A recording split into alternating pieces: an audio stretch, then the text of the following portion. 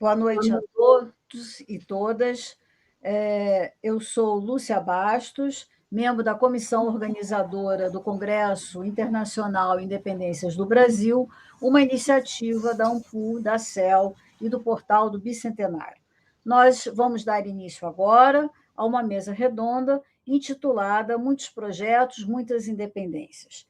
Eu gostaria, em primeiro lugar, de agradecer aos convidados, que eu já vou apresentá-los, né, em nome da organização, da comissão organizadora, pelo aceite de participar do Congresso, né, e vou fazer uma rápida apresentação de todos e depois vou passando a palavra e teremos nosso debatedor, o Marcelo Basílio. A mesa é composta pelo professor Jurandir Malerba, professor titular da URGS, autor de Corte no Exílio, e, mais recentemente, de 2 trabalhos, né, ligados à independência, Brasil em Projetos e Almanaque do Brasil nos Tempos de Independência. O trabalho, né, que ele vai, quer dizer, a sua apresentação, né, terá como título Muitos Projetos, Poucas Independências, ou Porque Estudar as Elites Ainda é Preciso. Depois teremos a professora Isabel Lustosa, que é pesquisadora integrada ao Centro de Humanidades da Universidade Nova de Lisboa, desde 2020, autora, entre outros, né, trabalhos de Insultos Impressos, A Guerra dos Jornalistas na Independência, mais recentemente, O Jornalista que Imaginou o Brasil, Tempo e Vida e Pensamento de Hipólito da Costa. O seu trabalho, né, vai se intitular A Aceitação Antecipada da Independência do Brasil pela Imprensa Liberal Portuguesa, publicada em Londres. E, por fim, temos a professora Marisa Sans Leme, professora livre-docente da Unesp Franca, autora de Modernização e Laicidade, Vida Cotidiana em São Paulo, na Primeira República, e também que publicou artigos em periódicos especializados ligados, né, à temática da independência, como Concepções de Estado, de João Soares Lisboa, na Revista de História das Ideias de Coimbra. A sua apresentação se intitula Significados da Unidade Política e da Autonomia Provincial nos Projetos de Estado de Independência.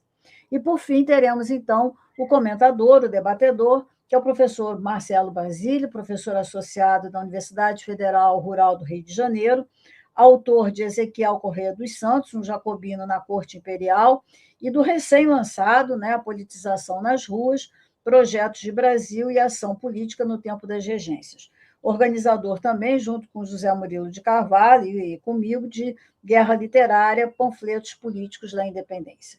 Então, eu agradeço mais uma vez a todos vocês que vieram colaborar conosco nesse repensar as independências do Brasil e passo para o professor Jurandir Malerba fazer a sua apresentação. Muito obrigada. Muito boa noite a todos e todas, caríssimos e caríssimos participantes dessa sessão, Isabel Lustosa, querida, Marisa Sans Leme, nosso mediador Marcelo Basílio. Satisfação imensa compartilhar espaço com vocês, são referências profissionais para mim. Parabéns iniciais, mas não protocolares, AMPU e a CEL, na pessoa da professora Lúcia Bastos, pela série de atividades promovidas ao longo do ano. Meus cumprimentos calorosos a todos e todas que nos acompanham. Eu começo falando do ritmo alucinado que as efemérides do Bicentenário nos submeteram, né? Prova disso é o convite que me foi generosamente dirigido para compor nessa mesa, cujo tema são os projetos para o Brasil. Muito provável que o móvel para isso tenha sido o meu livro, mencionado pela professora Lúcia, Brasil em Projetos, publicado pela editora Fundação Getúlio Vargas, no já longínquo dezembro de 2020. A última frase desse livro é a seguinte, eu cito, fazer diagnóstico das nossas mazelas e pensar soluções talvez nunca tenha sido tão urgente. Nos próximos anos, a comunidade historiadora vai fazer o balanço crítico do que foi produzido em torno dessas efemérides. Eu não vou retomar aqui o conteúdo desse livro hoje. Eu peço licença para vocês para falar sobre o contexto em que o livro foi escrito e de como esse contexto ajudou a parir esse trabalho. No esforço muito legítimo de dar protagonismo a sujeitos silenciados ao longo da história e da própria historiografia, a comunidade acadêmica hoje tem tendido a mirar o foco na ação. Hoje se diz na agência, né? No protagonismo de alguns indivíduos que, na sua excepcionalidade, permitiriam romper com visões tradicionais da independência. Tudo isso é muito saudável, muito legítimo, e a gente tem que aplaudir. E as pesquisas recentes têm revelado casos interessantíssimos de subalternizados, né, mulheres, indígenas, escravizados, que subverteram o lugar que lhes foi imposto na história. Não obstante, na segunda parte da minha fala, eu vou reiterar a postura que eu tenho mantido no contexto dessas efemérides, sentar o foco não em indivíduos, mas nas estruturas. Minha refração também às rupturas, que é óbvio, existiram, por suposto, na independência, mas eu acho mais importante hoje é enfatizar as continuidades no contexto que a gente está político, né? Colocar o foco das invariâncias de ontem e de hoje. Porque eu entendo que nós não vamos compreender o estado atual, né, a sinuca de bico em que nós nos metemos, se nós não reconhecemos a força do reacionarismo, da inércia, das persistências, inclusive para a gente poder romper com elas. Falando do livro, numa manhã clara do final de maio de 2018, a escrita de Brasil em Projetos avançava sofregamente. O Brasil estava em sursi, aturdido diante daquela greve, aquele lockout, né, dos caminhoneiros. Vocês devem ter visto na memória os efeitos daqueles 10 dias de paralisação, né, que assolou todo mundo, principalmente as camadas mais vulneráveis da população. As escolas, as universidades suspenderam atividades, os hospitais sofreram com dificuldades de reposição de insumos, a mobilidade urbana ficou caótica, toneladas de perecíveis e cargas vivas foram perdidas nas estradas. Né? Lembre das filas quilométricas que se formaram diante dos postos de combustíveis, onde os conflitos mais violentos começavam a pipocar. Desabastecimento crítico de alimentos de gás de cozinha iam criando aquele estado de ansiedade crescente nas pessoas, nas famílias, nas rodas de conversa, nas redes sociais.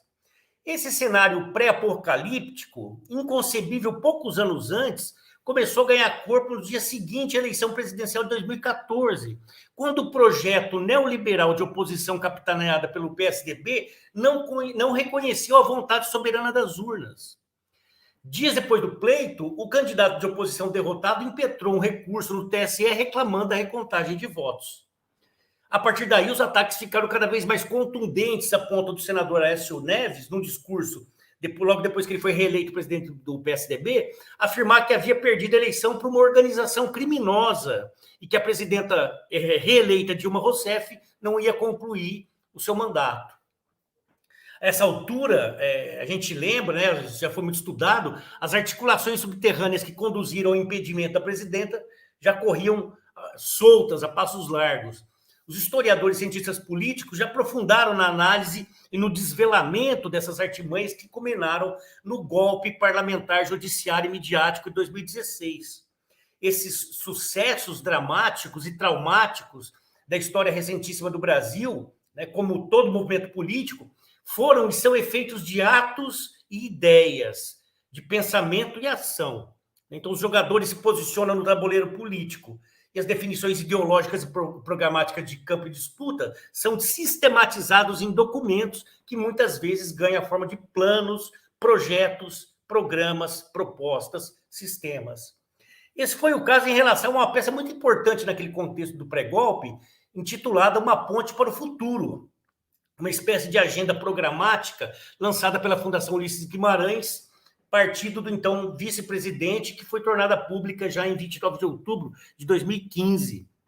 Dentro de um contexto conturbado, em que o não reconhecimento do resultado do pleito começava a ganhar grande eco na mídia tradicional, né, que reverberava amplificadamente as taras, as ações de grupos de direita como o MBL, Revoltados Online, Vem Pra Rua e outros, aquele documento, né, o Ponte para o Futuro, evidenciava a adesão da direita liberal ao golpe, no sentido de adotar in limine a plataforma política derrotada nas 4 eleições anteriores.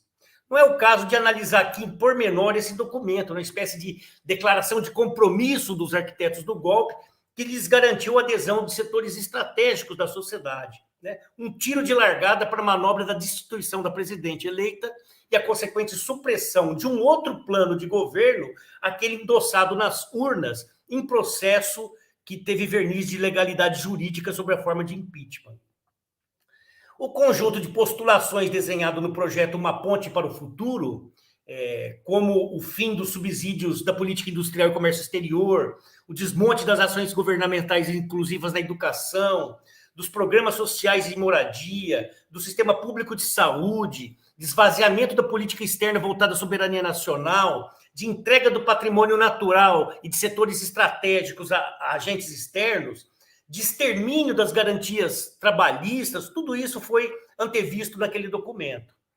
Depois da posse do governo Temer, aqueles objetivos começaram a ser buscados diligentemente por meio de reformas na política fiscal e de orçamento impositivo, né? O fim das indexações, o orçamento com base zero, a primazia do equilíbrio fiscal sobre as políticas sociais, né, que foi concretada naquela chamada PEC do fim do mundo, a emenda constitucional 95/2016, que limitou por 20 anos os gastos públicos.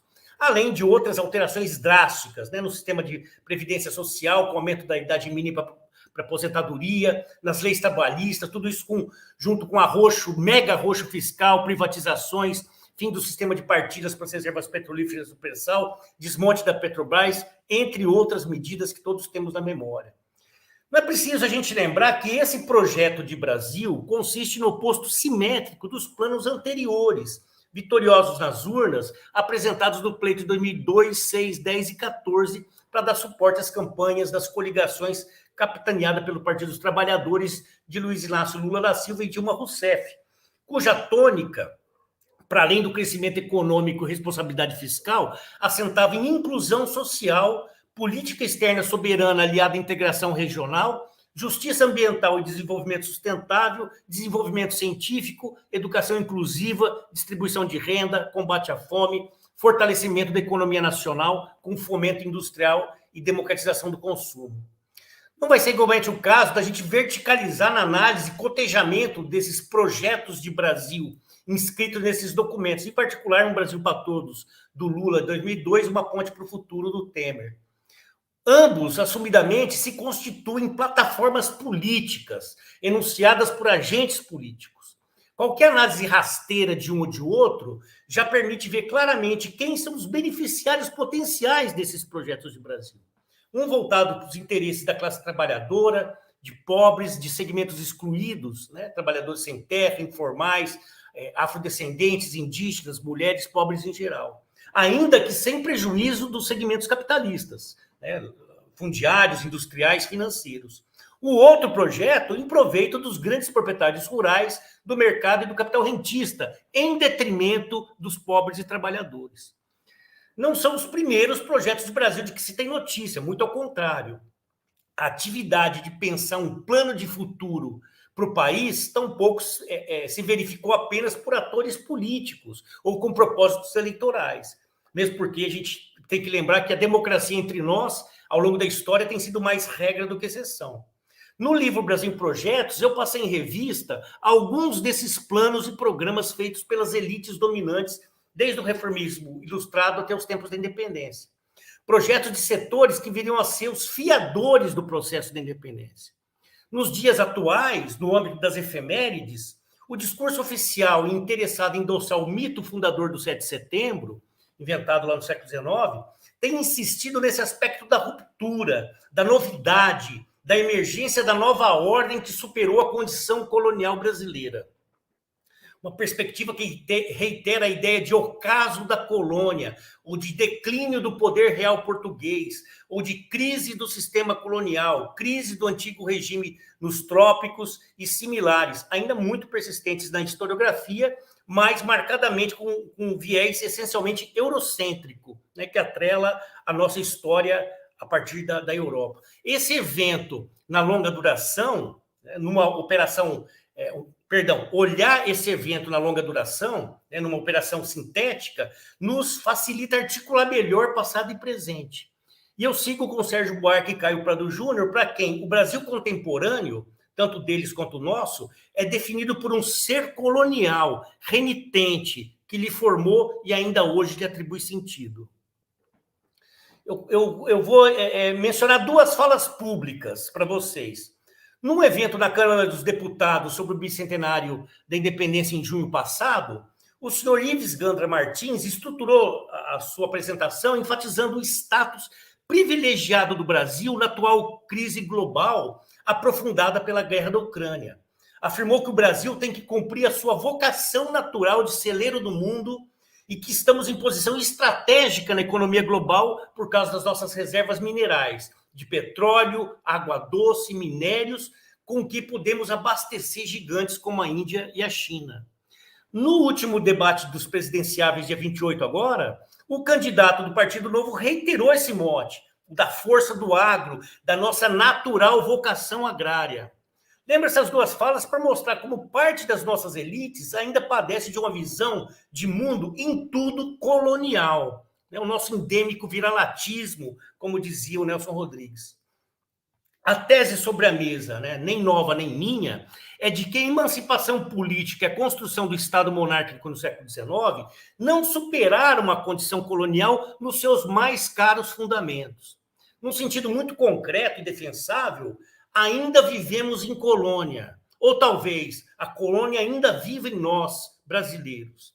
Do ponto de vista econômico, muitos já reiteraram o espírito de aventureirismo e predação da empresa colonial. O pau-brasil começou a ser extinto já no primeiro século, concomitantemente ao início da guerra contra os povos originários, reiterada por Dom João no fatídico decreto de maio de 1808. A cultura açucareira e a mineração também se expandiram, deixando para trás paisagens devastadas e pilhas de corpos. No século XIX, foi a Mata Atlântica que quase desapareceu com a expansão da cultura cafeeira. Hoje, nossos principais biomas, Amazonas, Cerrado, Caatinga, Pantanal, estão em risco eminente de colapso em função da expansão predatória da fronteira agrícola e pastoril e do extrativismo mineral ilegal. A lógica desse sistema produtivo sempre foi explorar o comércio de metais e commodities tropicais para abastecer o mercado europeu e depois o mercado global. Também importa lembrar como que a condição colonial definiu para sempre o nosso regime fundiário brasileiro, com a concentração da terra nas mãos de uma elite. Aqui não teve o papo de 3 acres, uma mula. Desde o início da colonização, das donatarias, lá atrás, a propriedade da terra foi a apanagem de uma minoria branca, que gerou uma legião de famintos e órfãos da terra. Os ideólogos do colonialismo lá no século XVIII, que eu estudei no Brasil em projetos, como Rodrigo de Souza Coutinho, Martim de Melo Castro, José da Silva Lisboa, Azeredo Coutinho, reforçaram esse, que é um dos motes e mitos fundadores do modo de conquista e exploração do território brasileiro, reiterado até hoje como um mantra, o da nossa vocação agrária. O Brasil não deve se industrializar e deve mesmo se desindustrializar, porque o seu destino manifesto, o papel histórico a cumprir, é o da sua vocação agrícola. Números do IBGE mostram que nos últimos 10 anos, a indústria brasileira perdeu 9.600 empresas e fechou mais de 1 milhão de postos de trabalho. Exportamos commodities, grãos, cortes, minérios. Depois importamos mercadorias, máquinas, tecnologia. Ontem a gente enviava ferro e recebia trilhos e locomotivas. Exportávamos alumínio, importávamos equipamentos e ferramentas. Mandávamos algodão, trazíamos têxteis. E assim até hoje com outros itens de maior valor agregado. Custos humanos e ambientais jamais foram devidamente levados em conta pelas nossas elites. Vide Bento Rodrigues e Brumadinho. Outro aspecto econômico da colonialidade diz respeito ao trabalho. Com as dimensões do território, o colonizador apelou desde o início para a escravização dos povos originários. Calcula-se que cerca de 10 a 12 milhões de indígenas viviam no território brasileiro na época do contato, cerca de 900 a 1.000 etnias, dos quais hoje resistem pouco mais de 300 mil indivíduos de 3 centenas de nações. Então, a gente está falando aqui tranquilamente num genocídio, talvez um dos maiores da história. Na inadequação do índio à rotina da agricultura tropical, a carência de mão de obra foi suprida pelo nefando comércio de humanos, como dizia o padre Vieira. Mais do que abastecer de braços os engenhos, as fazendas, as minas, o tráfico se tornou um grande negócio colonial.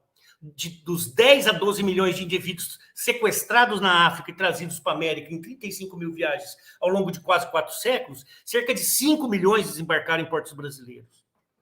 Eu queria ter tempo para falar das consequências sociais do processo colonizador. A escravidão gerou uma sociedade das mais desiguais do mundo.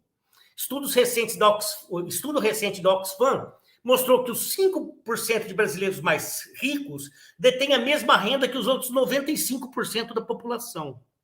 6 famílias concentram sozinhas a riqueza equivalente aos 100 milhões mais pobres do país, metade da população.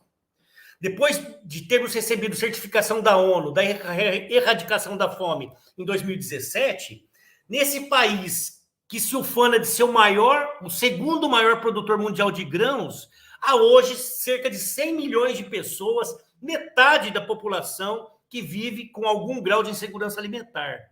7 em cada 10 domicílios nessa condição se identificam como pretos e pardos. Em contrapartida, se em 2018 o Brasil tinha 25 bilionários, segundo a lista da Forbes, em 4 anos esse número saltou para 62, tendo a pandemia no meio. Todos eles brancos. Como falar de racismo estrutural no Brasil sem considerar a persistência, a inércia do legado colonial e escravista entre nós? Outro aspecto central da formação colonial que eu sublinho diz respeito à formação da sociedade patriarcal no Brasil. O patriarcado é uma herança colonial que a independência preservou intocada. A escravidão é, mais uma vez, a chave para se entender a força e centralidade do grande senhor rural, o macho branco que organizava a sua propriedade como um oikos déspotes, o pater familias, que assegurava a ascendência e o poder privado do latifundiário sobre o seu entorno, com o poder, inclusive, de decidir sobre a vida e morte dos seus dependentes, sem que fosse preciso recorrer às barbas dos tribunais públicos. Era na família que se produziam e reproduziam as hierarquias e a noção de obediência, o núcleo onde se ensinavam os fundamentos do viver em sociedade. Essa primazia persistente do privado sobre o público, como se manifesta grotescamente a miúde, como a gente percebeu no caso da admissibilidade do impeachment, quando os deputados justificavam o voto em nome da família, ou na campanha que a gente vê hoje poderosa do homeschooling, pelo homeschooling, né? Então vem daí, desse patriarcalismo, muito da misoginia e do machismo patológicos que correm na nossa sociedade, como se vê nas taxas abissais de violência contra as mulheres, inclusive nas taxas de feminicídios. E o sadismo, né, a brutalidade, a violência em geral contra os inferiorizados, contra as mulheres, a população LGBTQI+, contra os pobres, os subalternos em geral. O meu ponto hoje aqui é esse, né, que a manutenção do status colonial, seja do ponto de vista da produção e circulação de riquezas, da organização do Estado e sua inserção no concerto das nações, das estruturas de classe de poder ou da produção social da desigualdade, né, da exclusão, da ignorância, é um projeto em marcha que começou na época colonial e que a independência não interrompeu, e que é violentamente perseguido por setores importantes das elites tupiniquins, como a gente vê a olhos nus desde o golpe de 2016. Aliás, vamos lembrar um importante elemento machista e misógino do golpe que derrubou a presidente Dilma Rousseff. Tem uma tese consagrada na historiografia de que o período da independência foi da interiorização da metrópole. Eu diria que foi mais a interiorização da colônia. A gente passou a ser colonizado por dentro, de dentro, pelas próprias elites escravocratas que bancaram a separação de Portugal e Brasil e assumiram as rédeas da construção do Estado-nação. A verdadeira superação da nossa colonialidade e da implantação de um projeto de nação democrática, republicana, inclusiva e soberana ainda vai demandar muita energia e muitas batalhas, como a que se avizinha entre a próxima Semana da Pátria e as próximas eleições. Vencida a guerra contra o neoescravismo entreguista, nos caberá, vigilantes, discutirmos os projetos de futuro para o nosso país. Enfim, mais uma vez, fazer diagnóstico das nossas mazelas e pensar soluções talvez nunca tenha sido tão urgente. Desculpem aqui se eu frustrei expectativas, mas eu entendo que olhar na longa duração e nos projetos em disputa hoje é um imperativo para os nossos dias e para os nossos destinos. Obrigado. Muito obrigada, Jurandir, pela instigante a comunicação. E eu passo, então, agora para a Isabel Lustosa para fazer a sua apresentação.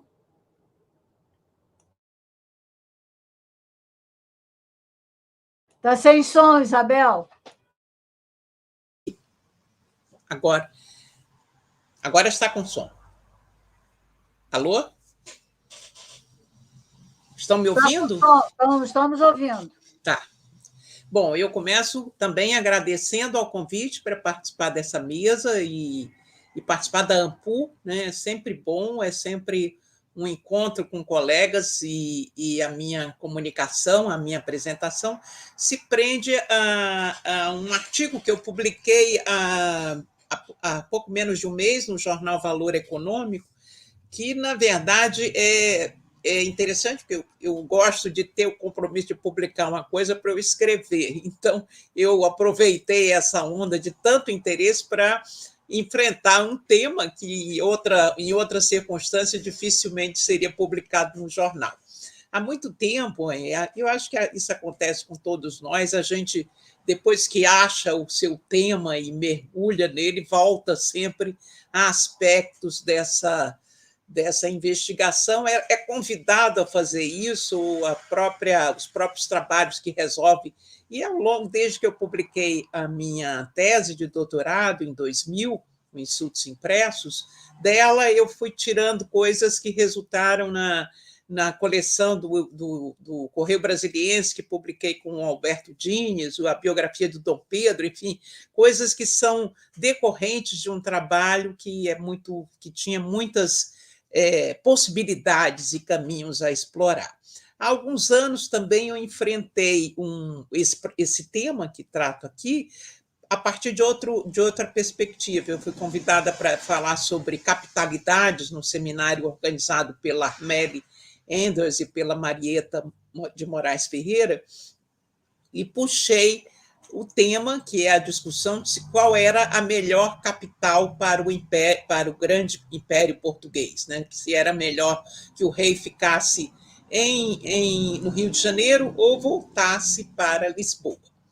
Eu cheguei a elaborar um paper, acabei não publicando, mas essa mesma questão voltou agora a partir de um seminário que eu frequento no ICS, né, online, quando, discutindo algum tema relacionado à questão da independência, o Nuno Monteiro fala assim, mas o Brasil já estava perdido, já era dado como perdido. E aquilo me fez voltar a esses textos sobre essa ideia de qual o destino do Brasil ou de Portugal, esse debate que despertou, né, toda uma produção de romântica, de idealização tanto de Portugal pelos portugueses, principalmente naquele panfleto do Compadre de Lisboa e nos jornais publicados naquele processo antes e depois de 1820,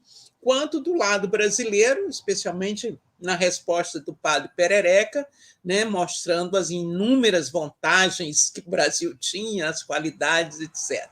Então, essa questão, né, para mim, me pareceu um momento fundador, né, da grande disputa e também da separação, né, um sentimento de orfandade que os portugueses viveram desde a partida do rei e desde 1814, quando ele recusou voltar, quando lhe ofereceram condições, a Inglaterra ofereceu condições para voltar e ele não quis, e em seguida a elevação do Brasil a reino vai ficando evidente, né, a coroação, o casamento do Dom Pedro, enfim, toda uma série de cerimônias da realeza que tem o Rio de Janeiro como cenário e que, de alguma forma, estavam sendo roubadas dos portugueses que se sentiam proprietários do rei. O rei fazia parte de Portugal e não do Brasil.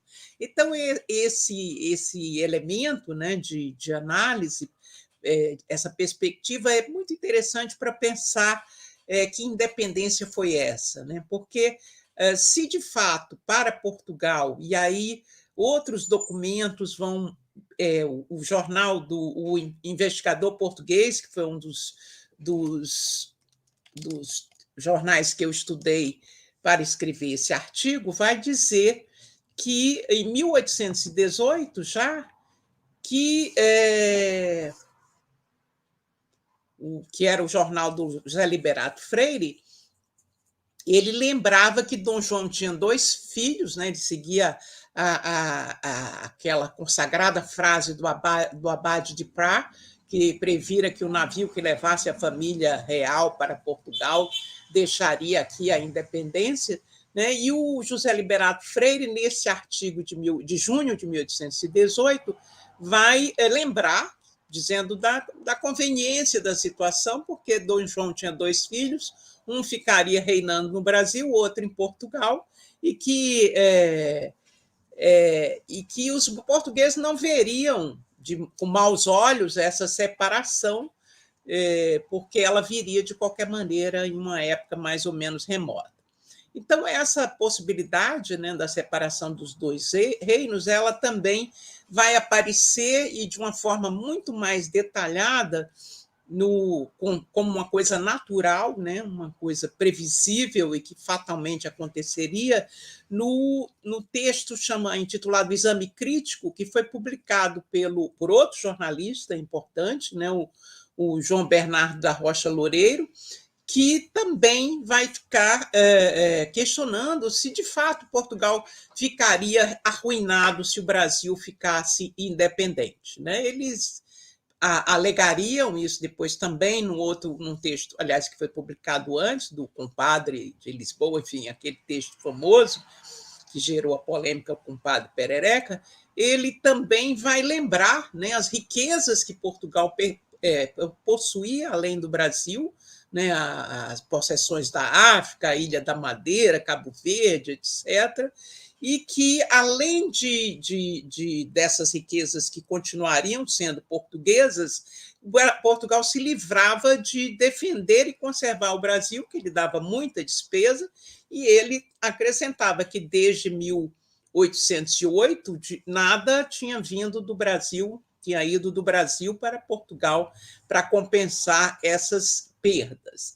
Ele também é muito pragmático, né, na ideia de que o Brasil, primeiro, ele divide essa rebelião que começa a se manifestar no Brasil. Esse texto é de março de 1822, quando o Dom Pedro já tinha declarado fico, quando já havia sinais da resistência dos brasileiros a aceitarem as medidas das cortes.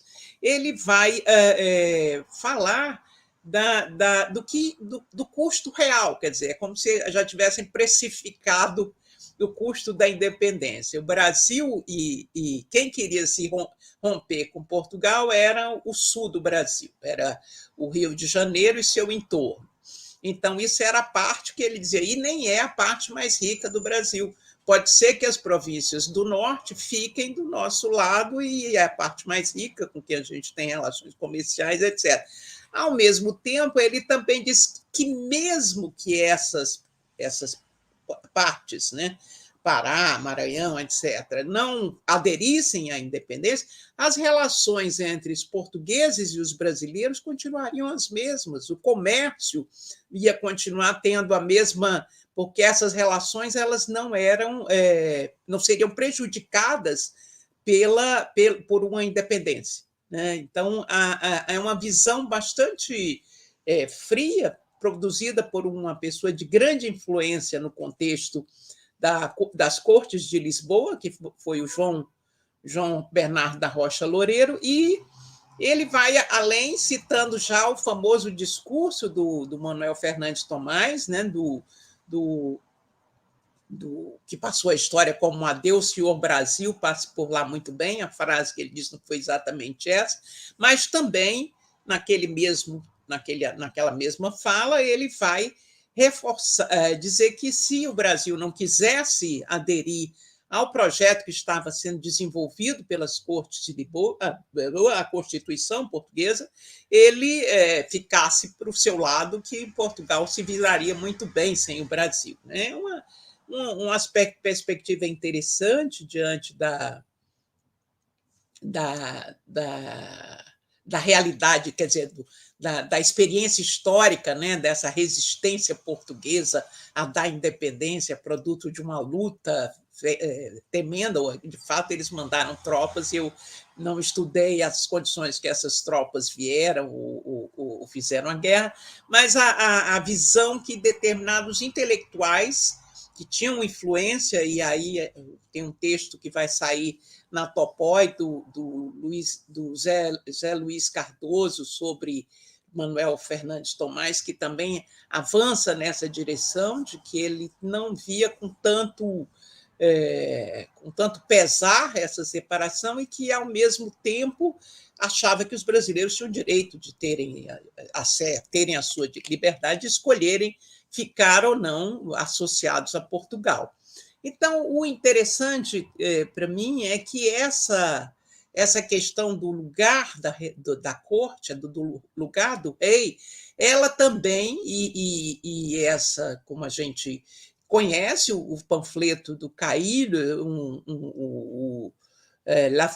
Roi et la Famille Royale de Bragança doivent-ils, dentro da circunstância, o rei e a família real de Bragança, diante das circunstâncias, devem retornar a Portugal ou ficar no Brasil, né? E esse panfleto foi publicado no final de 1821, e houve toda uma polêmica em torno dele, foi censurado, etc. Mas, de qualquer maneira, ele era parte desse debate que já vinha se desenrolando, né? Ele, baseado em 6 pontos, ele defendia a permanência da família real no Brasil, e no primeiro deles já dizia que Portugal precisava mais do Brasil do que o Brasil, pelo contrário, não tira a menor vantagem da união com Portugal, e que o Brasil, que a melhor posição para o rei era continuar senhor da parte, sem comparação, mais importante e florescente do Império. É interessante que esse panfleto de final de 1821 ele tem um título parecido, né, com o título dado pelo José Liberato Freire ao artigo que ele publica em 1818,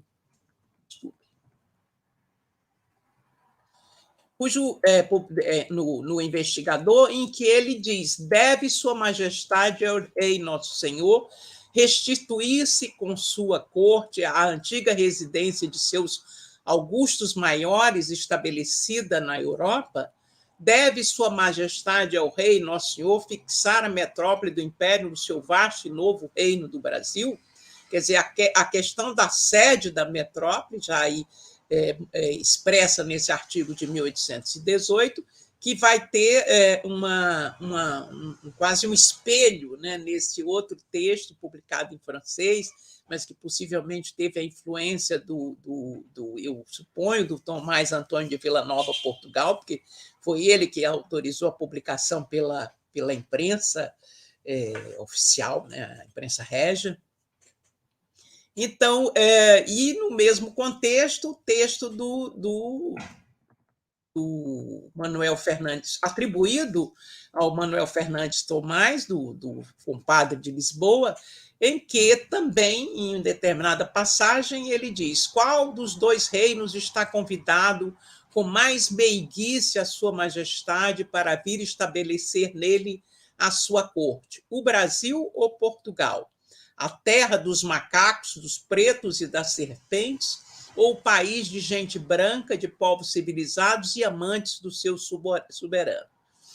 Ele reage com indignação, um artigo que tinha saído no Astro da Lusitânia, que houvesse que alguém considerasse até remotamente a possibilidade do Brasil ser a sede do Império Português, né? Ele diz que o rei, se o rei,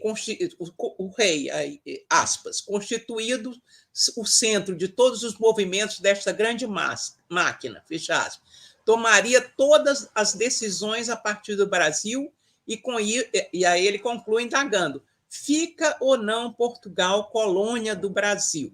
né? Eu acho, quer dizer, eu sempre vi esse panfleto atribuído ao Manuel Fernandes Tomás, mas o Nuno Monteiro me disse que era do Frei Agostinho. Eu não fui conferir novamente, apesar da recomendação dele. Então, essa questão da colônia, que é um tema também que subjaz a essa discussão, é interessante porque ela tem também uma dupla face. Antes de 1820, o medo da colonização era português, eram os portugueses que temiam se tornar uma colônia do Brasil. Na verdade, no próprio panfleto do padre Perereca, em que ele responde a essa questão da colônia, ele vai listar uma série de características da vida colonial, a ausência dos tribunais, o controle do comércio, etc., como características coloniais que jamais Portugal seria submetido, mesmo que o rei ficasse no Brasil. Então, essa ideia, né, da permanência do rei no Brasil, que era o desejo de parte dos reformistas ilustrados, e o Hipólito da Costa começa a publicar o Correio Brasiliense, e o objetivo dele nessa publicação fica patente, e o Barbosa Lima Sobrinho percebeu isso na análise que faz do jornal, é a quantidade de artigos em que ele fala das vantagens. A partir de 1808, ele começa a tentar fazer a cabeça do rei para ficar no Brasil, falando das vantagens, era a única cabeça coroada das Américas, aqui ele não poderia ser atacado nem pelos franceses, nem pelos ingleses, enfim, uma série de vantagens que eu acho que funcionaram, né? Também funcionou também esse discurso do Hipólito no sentido de reforçar, né, no lado brasileiro, essa vontade de permanência da metrópole, né, de continuar a ser metrópole e não voltar a ser colônia, e que, de alguma forma, ela também, né, uma questão que, percebida pelos deputados, quando Dom Pedro, em 1800, depois da morte do pai, né, em 1826, cogitou de ficar com as duas coroas, né, de não abdicar, um dos seus conselheiros, o Visconde de Cachoeira, lembrou a ele que os portugueses, em 1820, tinham feito uma revolução para não continuarem a ser governados do Brasil, e que, em 1822, os brasileiros fizeram outra para não serem governados de Lisboa. Então, essa situação não seria aceita. O que eu quero dizer é que, nesse universo, né, de questões, né, tanto a centralidade da capital, quanto a questão da colônia, ser ou não colônia, eram discussões que quase inúteis, né, porque elas não levariam a nada, a não ser a emergência de um sentimento, né, de orgulho e pertencimento ao Brasil da parte dos brasileiros, que se acentua no processo de 1822, né, com uma série de manifestações de orgulho brasileiro, principalmente na região onde se verificou mesmo a independência, e a questão do uso da expressão colônia como ferramenta, digamos, de luta contra o que não se queria. Os portugueses não queriam que o rei ficasse e alegam que vão se tornar colônia. Os brasileiros não querem que o rei vá e alegam que o Brasil, e passam a alegar, a partir daí, o discurso do medo da recolonização. Então, é um texto que foi publicado na imprensa, que eu pretendo desenvolver mais num artigo acadêmico, mas que é um tema que sempre me fascina por esse lado que tem também de uma espécie de sentimento, né, que está presente em todas essas pessoas, independente dos seus ideais ou dos seus interesses, né? É um sentimento curioso de pertencimento a uma nação, de destacar as suas riquezas, enfim. Era isso que eu tinha a dizer. Espero não ter passado do meu tempo. Muito obrigada, Isabel, foi pontual pelas suas considerações, bastante interessantes, é um tema muito instigante, né? E espero que você continue depois nos brinde aí com um bom artigo. Bem, eu passo agora a palavra à Marisa Sansleme para também fazer a sua apresentação. Está sem som, Marisa? Aqui.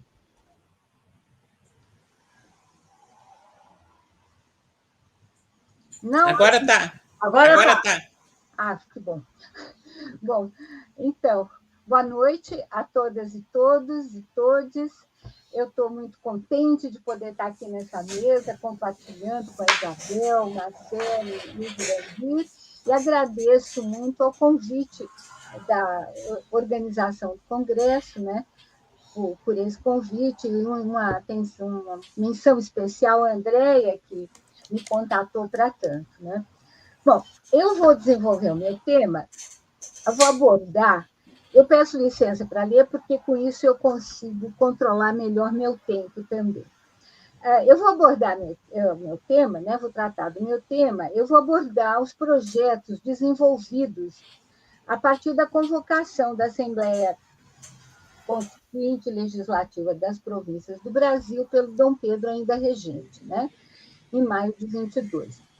Bom, eu quero pensar, né, esses projetos, eu vou me dirigir especificamente aos projetos que foram considerados liberais radicais, focados na figura do Frei Caneca, né, que foi um grande formulador dessas concepções, mas eu vou analisar isso, né, pensando, né, o liberalismo, a formação do Estado liberal e a temática da centralização e da descentralização. Né? Numa historiografia crítica das análises que enfatizaram unilateralmente os projetos vencedores a partir do Rio de Janeiro como os únicos possíveis para a organização daquele Estado, daquele país, essa historiografia crítica ela valorizou de modo muito positivo os projetos que privilegiavam, absolutizavam mesmo a autonomia provincial, projetos esses perdedores. Né? Então, essa visão perpassa trabalhos seminais sobre o período. Agora, eu queria pensar o liberalismo, né? Desde sua gênese, recuperar que ele foi marcado pela ambiguidade entre a defesa da liberdade e, com igual força, a defesa da propriedade do livre mercado. Por sua vez, o Estado liberal, assim como o Estado de antigo regime, embora por outros mecanismos institucionais, ele precisou, né, construir um núcleo central que estava acima das partes que o compunham e ser detentor do monopólio fiscal e da violência. Né? Essa formulação, esse modo de constituição de Estado liberal, ele possibilitou diferentes combinações, diferentes formas de organização dos Estados-nação. Então, surgiu, né, a partir do fim de 18, com os Estados Unidos, depois pela Europa, no 19. E eu friso que, mesmo nos Estados Unidos, que é uma referência para a organização do Estado liberal federativo,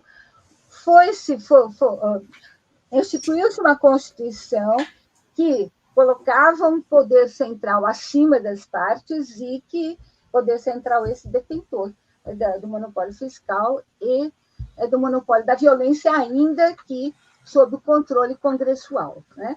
Uma nova forma de lidar com essas questões. Bom, para pensar aqui no Estado liberal que se construía no Brasil da independência, eu vou, então, como eu já disse, tentar analisar esses projetos considerados liberais radicais, centrado na figura de Frei Caneca. O segmento liberal radical, em geral, ele se notabilizou pela luta, desde os primeiros momentos da independência, contra as medidas arbitrárias e autoritárias dos ministros imperiais, contra a repressão à imprensa e as atitudes de imposição militar exercidas pelo governo central. E defendiam, no que toca à instituição do Estado e da nação, a soberania popular. O que inicialmente se coadunava, contudo, a defesa da monarquia constitucional e da figura do imperador. Em sermão proferido em aclamação a Dom Pedro I, no momento que a Constituinte já havia sido dissolvida, mas a notícia ainda não tinha chegado a Pernambuco, defendeu Frei Caneca o, entre aspas, império constitucional, que, colocado entre a monarquia e o governo democrático, reúne em si as vantagens de uma e de outra forma, e repulsa para longe os males de ambas, agrilhoa o despotismo e estanca os furores do povo indiscreto e volúvel. Assim, é necessário matizar o que para Frei Caneca seria essa soberania popular. Conforme avaliou a Glacira Leite, os postulados de Frei Caneca diziam respeito ao nível político, porque, do ponto de vista das estruturas sociais, ele não tinha apostes substancialmente diferentes. Não é? E, nos dizeres dela, o pensamento de Frei Caneca envolvia uma teoria de compreensão da realidade, por vezes, contraditória. Ele defendia a liberdade de todos os homens, mas sobrepunha a ela o direito de propriedade. Também Marco Morel chamou a atenção para a diferença entre essas concepções de soberania popular e o que seria efetivamente o povo que estaria nisso abrangido. Né? Então, mesmo nos segmentos que, na época da independência, mais defenderam a liberdade, esses segmentos estavam presos à propriedade, né? E excluíam uma parte da população livre, além da escravidão ficar praticamente intocada. Você tem nuances aí, tem diferenças, o Amador Gil mostrou, por exemplo, como o Cipriano Barata, que também era um grande formulador, como ele tinha posicionamentos mais igualitários socialmente, né? Mas, e também, do modo geral, esses segmentos mais radicais, eles abrangiam mais os pequenos e médios proprietários, mas ficavam nessa esfera. Né? Contudo, na medida em que a Constituinte foi dissolvida, em que o governo central não acatou a indicação que faziam do presidente da província para Pernambuco, esses homens arriscaram ou deram a vida por uma concepção política, como é notório o próprio Frei Caneca. Então, a importância, né, de desvincular essas concepções políticas de uma estreita relação social e ver por que eles deram a vida. Que independência estaria então colocada nas formulações consideradas liberais radicais. Como ela era pensada, tendo-se em vista a construção do Estado, então, em causa. Então, é isso que eu vou ver um pouco, pois tratava-se de uma independência em relação ao Rio de Janeiro, né? Em que se consideravam serem as províncias independentes umas das outras, na fala do Frei Caneca. Né? De acordo com ele, o Brasil, só pelo fato de sua separação de Portugal e proclamação de sua independência, ficou de fato independente e soberano, mas não só no todo, como em cada uma de suas partes ou províncias, e estas independentes umas das outras. Né? A independência de Portugal deveria, assim, se materializar numa proposta que absolutizava a autonomia provincial em relação ao Rio de Janeiro. É um projeto que eles chamavam de federativo, mas que eu avalio como confederativo. Isto porque, simultaneamente, as falas sobre liberdade, injustiça, toda aquela luta liberal, o modo como eles concebiam os impostos e o controle militar, que são duas questões, a fiscalidade e a questão militar, centrais para a construção de um Estado, também um Estado liberal. Não é? Já antes da dissolução da Constituinte, durante o ano de 1823, Frei Caneca, assim como Cipriano Barata, ele colocava-se radicalmente contra a configuração de uma regularidade fiscal por parte do governo que se formava no Rio de Janeiro. Veja-se bem, uma coisa era o clamor contra os impostos, excesso de impostos, o abuso, a utilização desses recursos financeiros. Outra é a questão conceitual da legitimidade ou não do governo central ter uma fonte regular de recursos financeiros, bem como uma força armada regular profissional sob as ordens do executivo, ainda que sob a vigilância, o controle do legislativo, né? Nos ataques ao que considerava os projetos despóticos do Rio de Janeiro, do Ministério, né, do Rio de Janeiro, isso em 23 ainda, os impostos constituíam um dos cernes da crítica de Frei Caneca.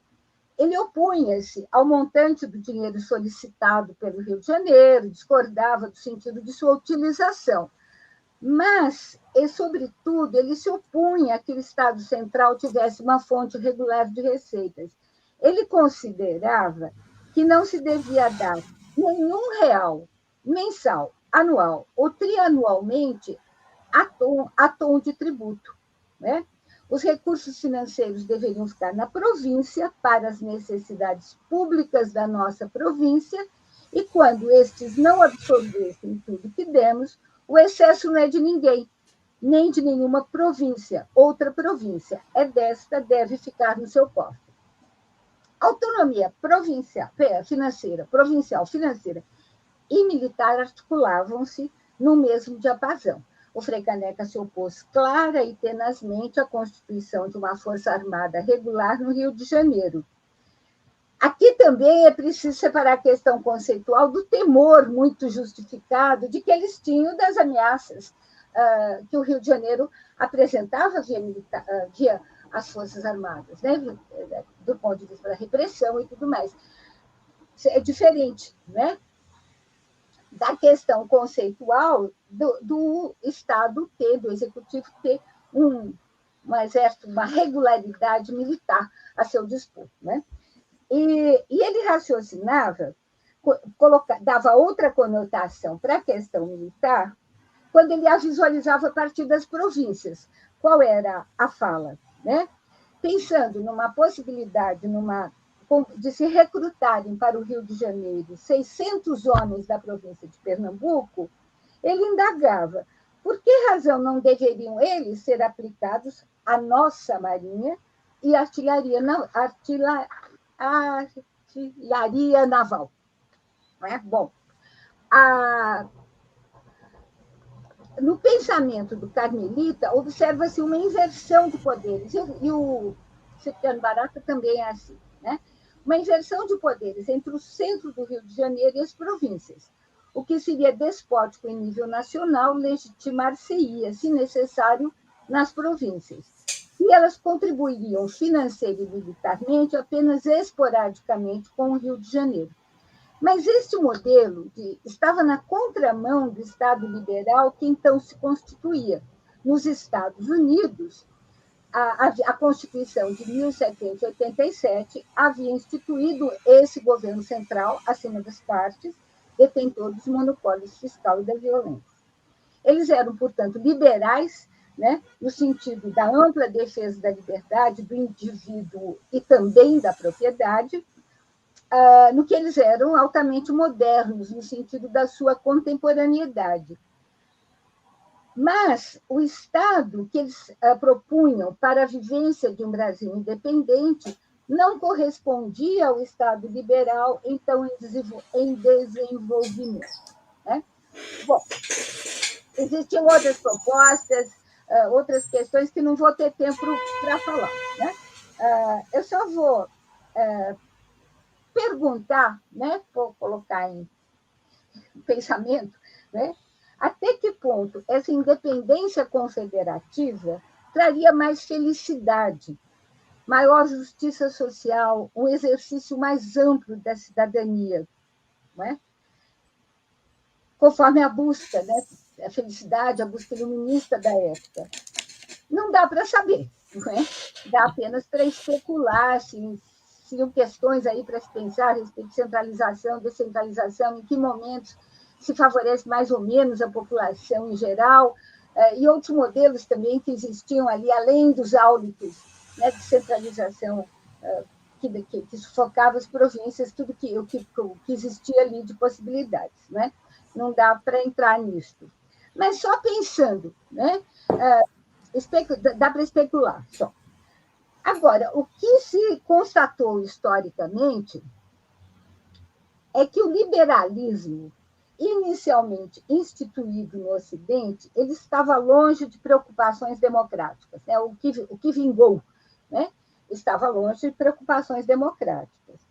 Contudo, o explorar da ambiguidade entre a defesa da propriedade e a defesa da liberdade para todos, independentemente de condição social, foi possibilitando que se abrissem brechas para o alargamento do exercício da cidadania e a busca por justiça social, expressadas essas lutas, né, na luta pelo voto, por melhores condições de trabalho e de vida em geral, no respeito, na dignificação cultural dos diferentes grupos e segmentos sociais. Lutas essas travadas sob variadas formas, com avanços e retrocessos, desde o século XIX até os dias de hoje. Né?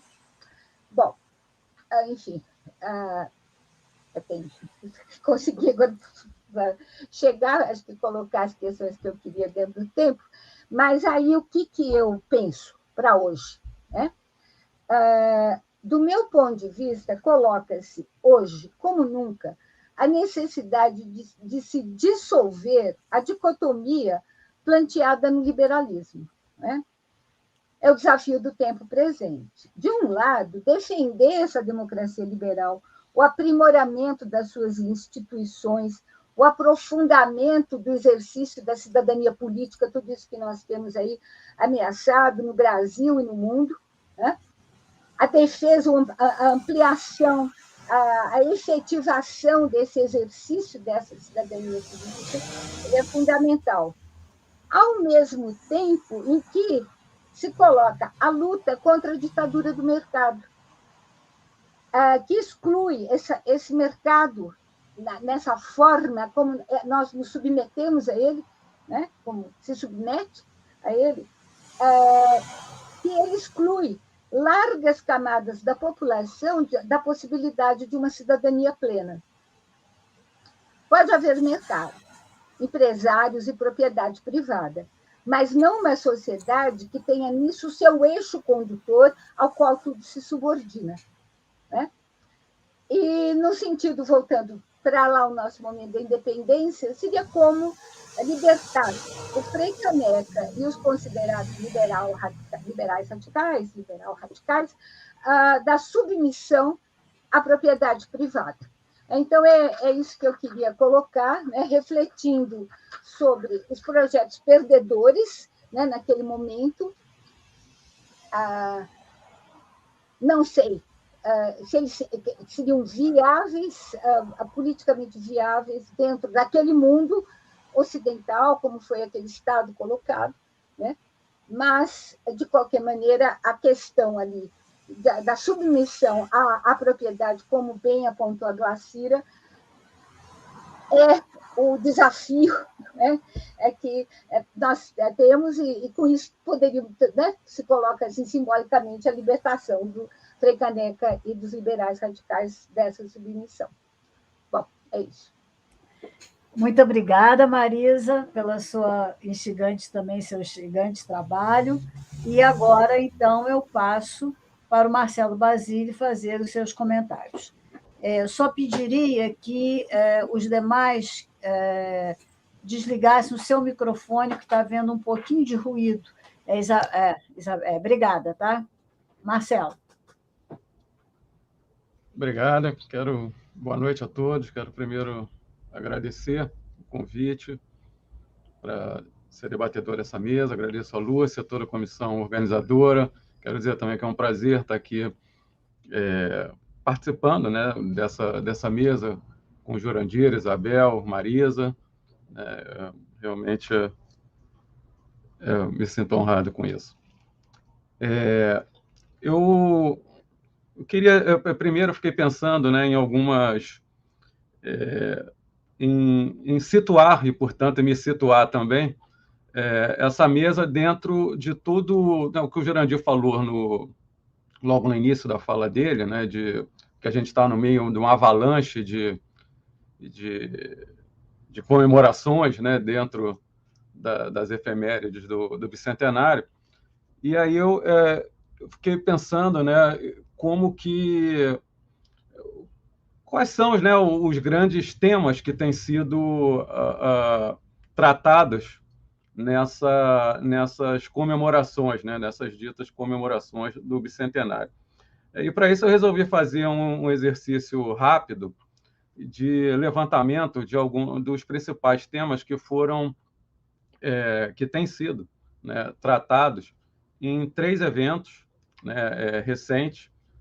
O Seminário Memória e Futuro, 200 anos da independência do Brasil, foi organizado pelo IHGB e pela Fundação Alexandre do Gusmão, em maio. O 7º Seminário Eterno do Pronex, Caminho da Política no Império do Brasil, em agosto, e esse Seminário Internacional Independências do Brasil, organizado pela ANPUR e pela CEL. E a isso eu acrescentei também os textos já publicados até agora no blog das Independências, né, promovido pela Almanac, pela ANPUR e pela CEL. E a partir de um rápido levantamento, despretensiosamente mesmo, né, dos temas tratados nesses eventos e também no blog, eu destaco 5 eixos temáticos, né, que me parecem os que têm sido privilegiados nesses eventos e nos textos do blog. Um deles, alguns deles estão, inclusive, presentes aqui nas falas dessa mesa. Um deles é o da descentralização regional do processo de independência, né, sempre enfatizando a importância das dinâmicas políticas provinciais, municipais, assim como também das instituições político-administrativas locais.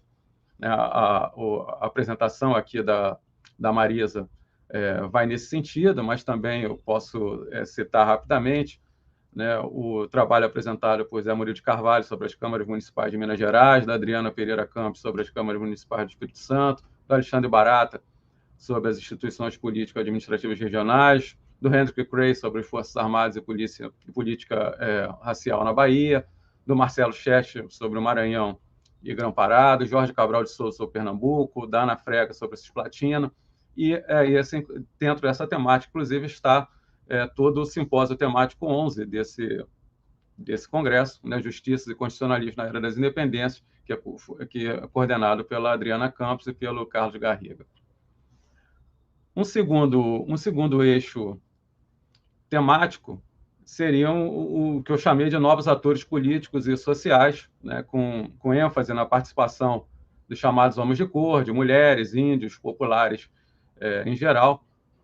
Temos, talvez esse seja o tema que reúne o maior número de trabalhos, né? Temos o trabalho da Andréa Slemian sobre direito de petição, da Adriana Barreto sobre regimento de pardas, a mesa redonda aqui que foi na terça-feira, Africanos Libertos Indígenas em tempos de independência, coordenado pelo Flávio Gomes Cabral, pelo Luiz Geraldo Santos da Silva, aliás, pelo Flávio Gomes Cabral, com a participação do Luiz Geraldo e da Maria Celestino.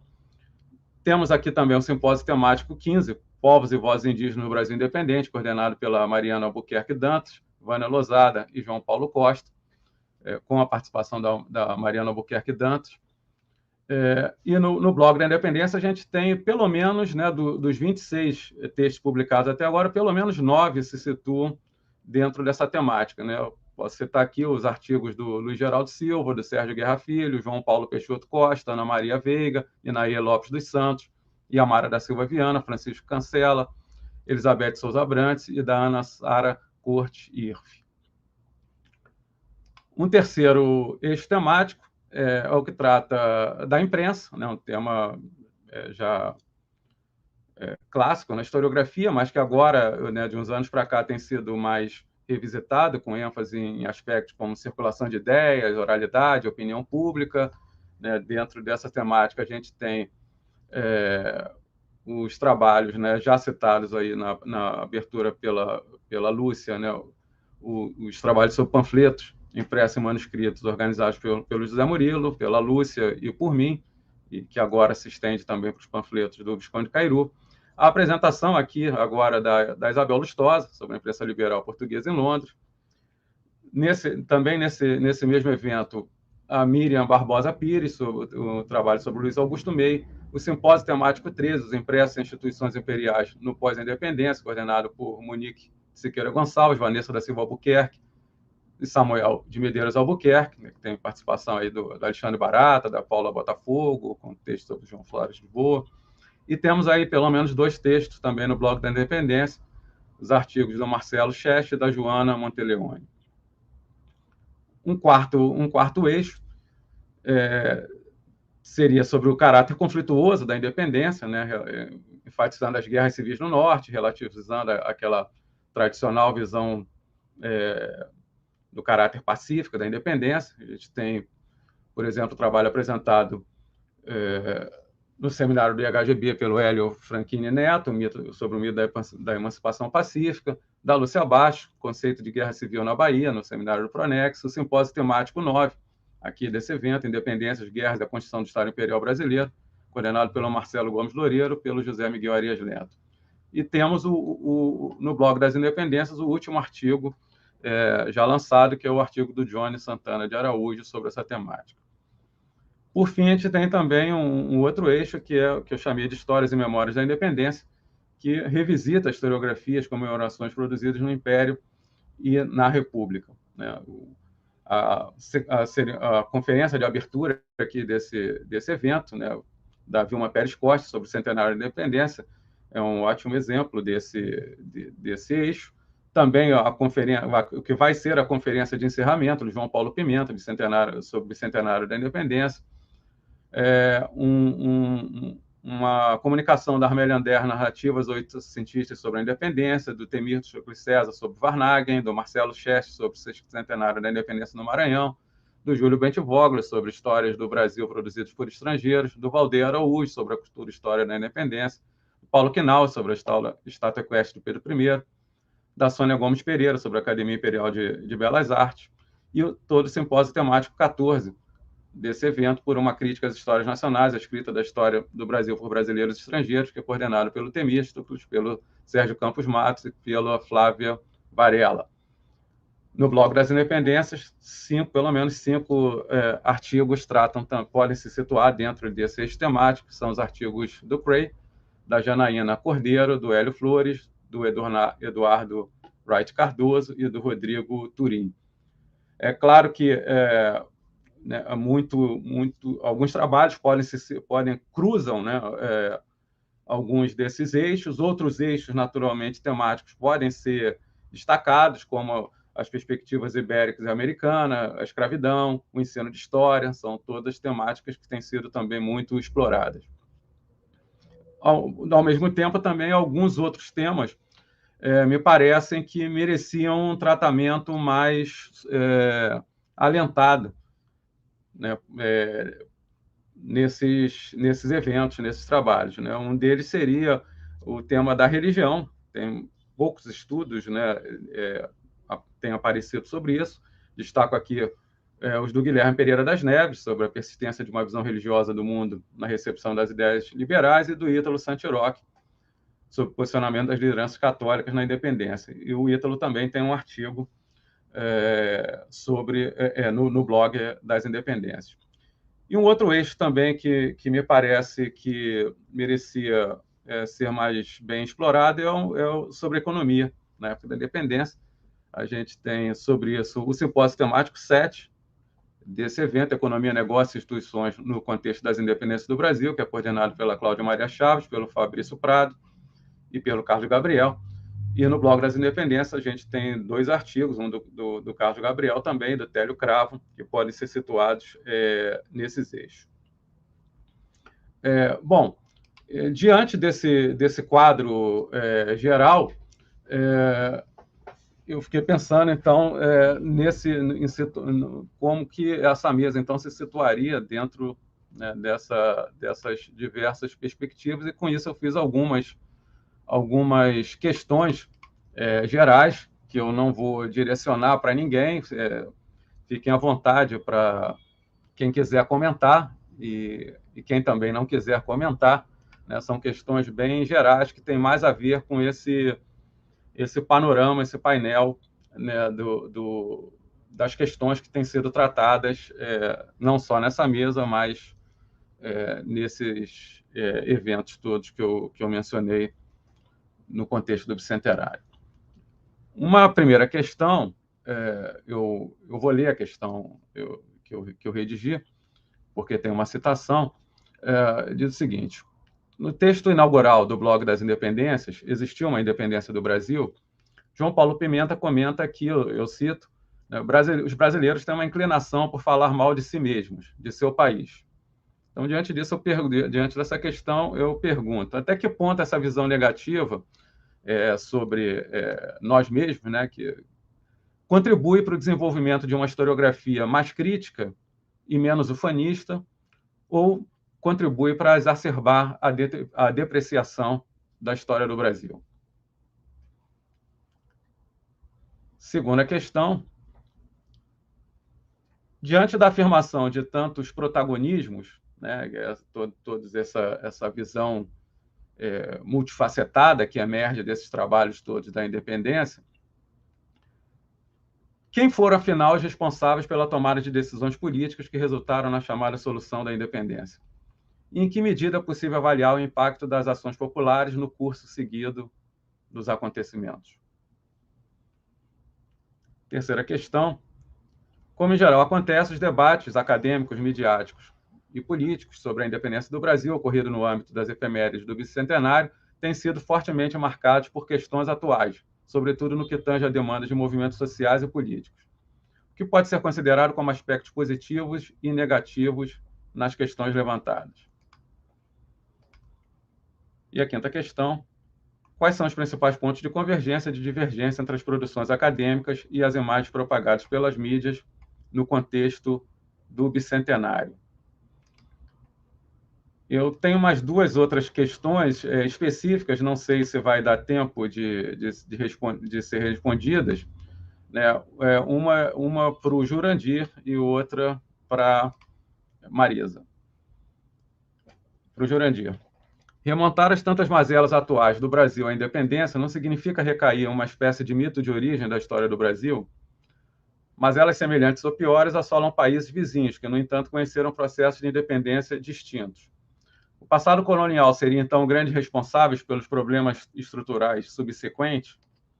É possível definir um ponto de inflexão na história para problemas persistentes na longa duração? E para Marisa: havia mesmo uma dicotomia entre os ideais de liberdade e de propriedade presente no pensamento liberal, em seus diversos matizes, ou essa dicotomia é antes suscitada pelos valores democráticos? Eu quero, já de antemão, agradecer a todos, né, e fiquem à vontade para responder essas questões, né, e algumas provocações também. Obrigado.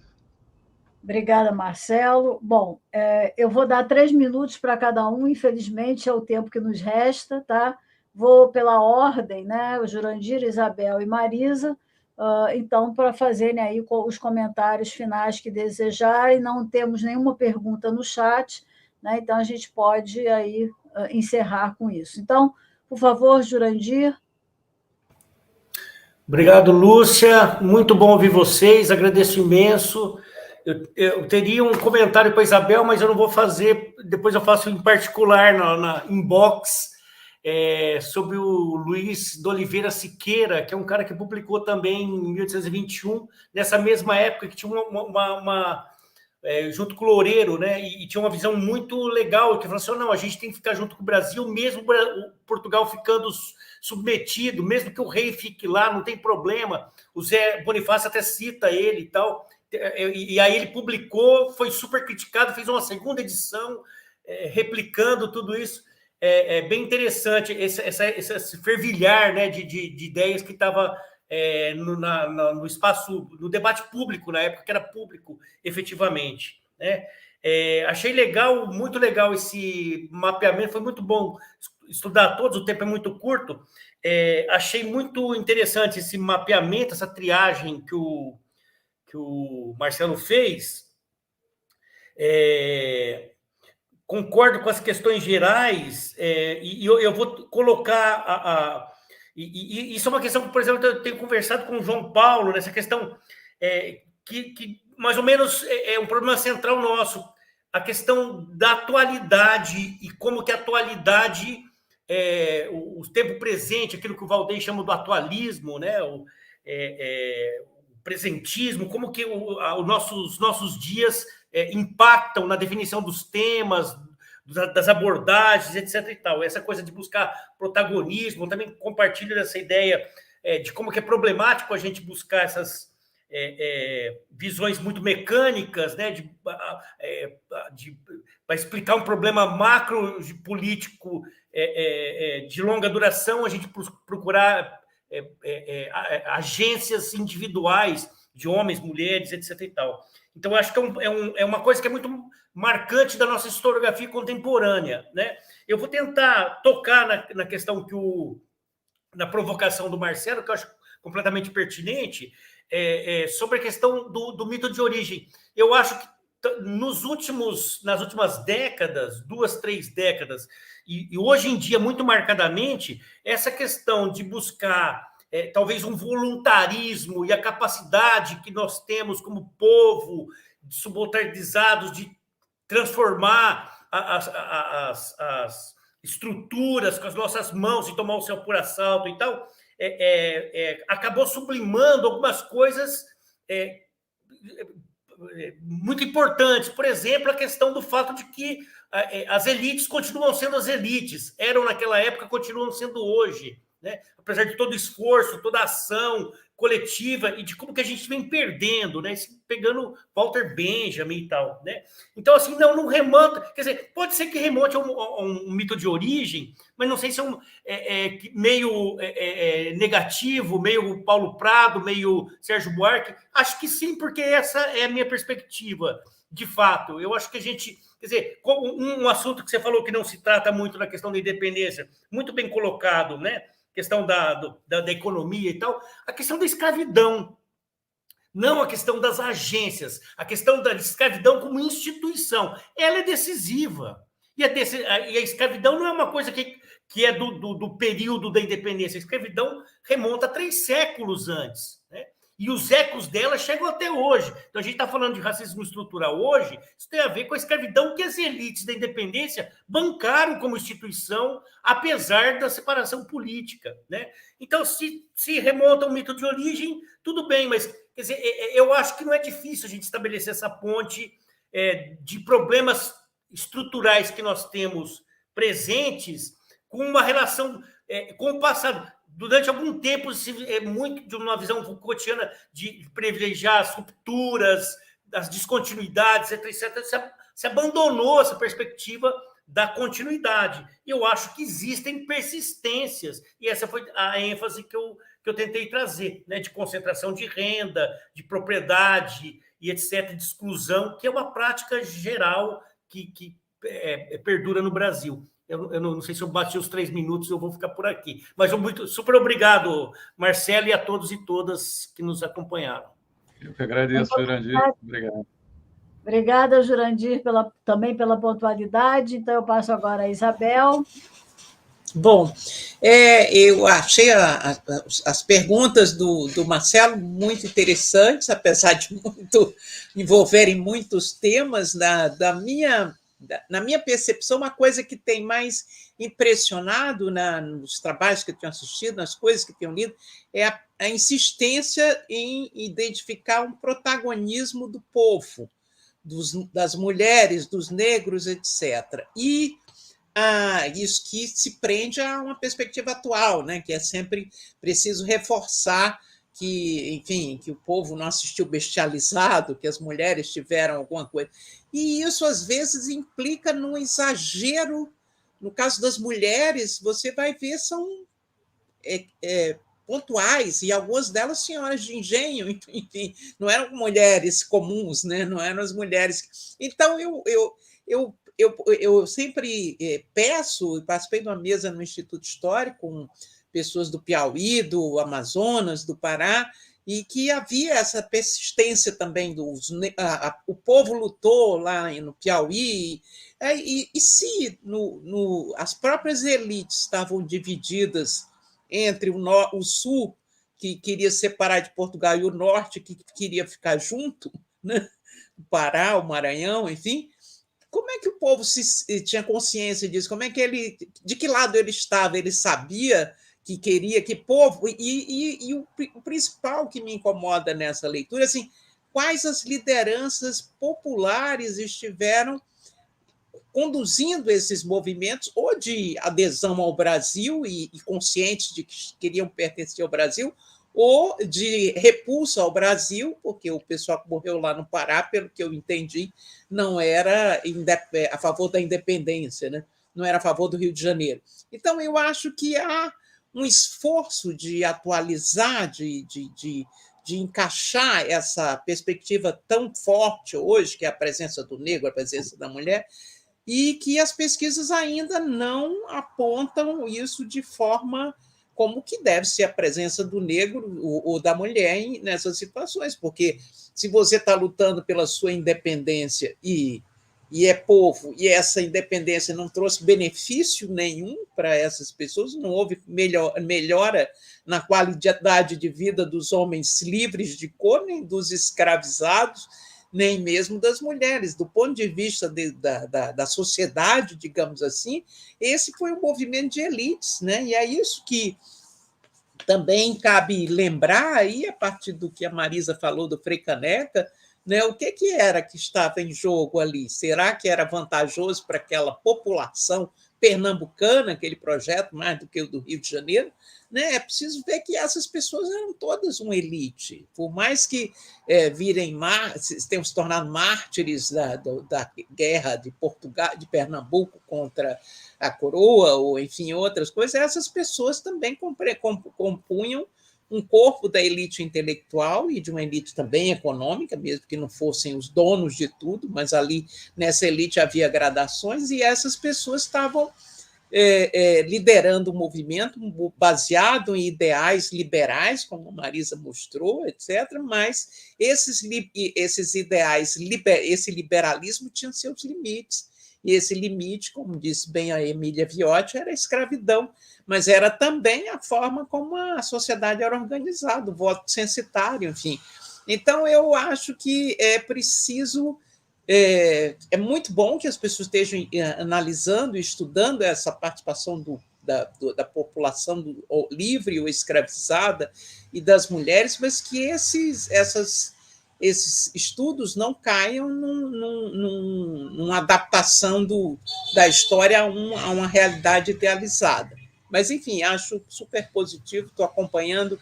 Acho que houve só esse elenco de estudos citados pelo Marcelo aí mostra a riqueza que é o debate historiográfico hoje, como que você tem perspectivas as mais diversas e, mais importante, as universidades do Brasil todo, né, com um nível cada vez mais aprofundado de estudos. Então, eu adorei participar dessa mesa e muito obrigada pela oportunidade.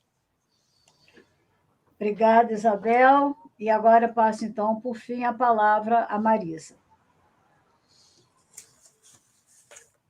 Está sem som. Eu desligo, depois esqueço de ligar.